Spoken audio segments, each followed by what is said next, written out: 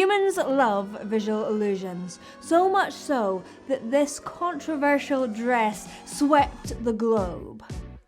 For a long time, I didn't realize you could trick your ears in quite the same way as you can trick your eyes. Then came Laurel.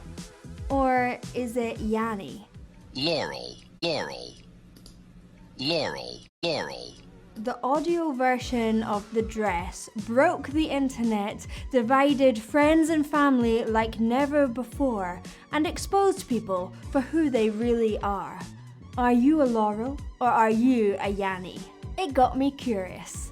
In this video, I'm going to explain and show some more amazing auditory illusions. Laurel. So, let's cut to the chase. What is going on with that sound?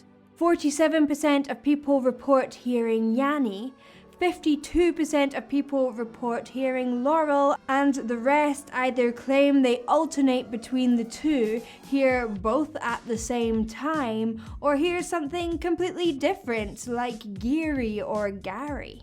But why is this little clip of sound so divisive? First of all, let's look at why you might hear Geary or Gary. Well, that might come down to priming. And priming is pretty much what it sounds like.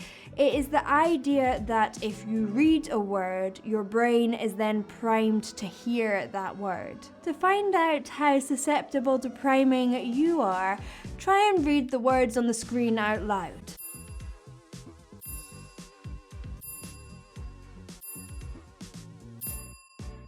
This doesn't just work with visuals. Our senses don't just work in isolation, but work together to perceive the world. Let me show you how much visuals affect what we hear. Now, bear with me, it might seem a little weird at first. Ba, ba, ba, ba, ba, ba, ba, ba. You probably heard ba in the first clip and fa in the second. Well, actually, they were both the same audio clip. Now, listen again, but without looking at the screen.